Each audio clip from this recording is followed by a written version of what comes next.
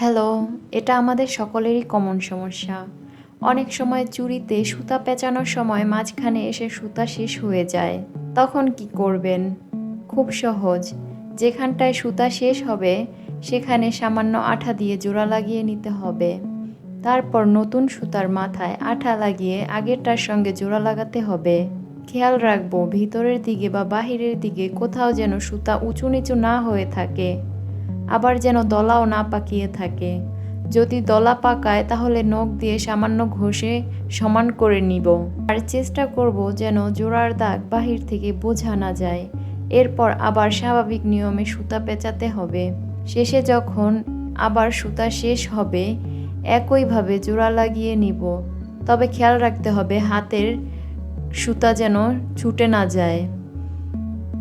একবার ছুটে গেলে সেটা জোড়া লাগানো অনেক কঠিন হয়ে পড়ে। তাই ধীরে যত্ন নিয়ে কাজ করলে সুতার কাজ একদম সুন্দর আর নিখুঁত হবে।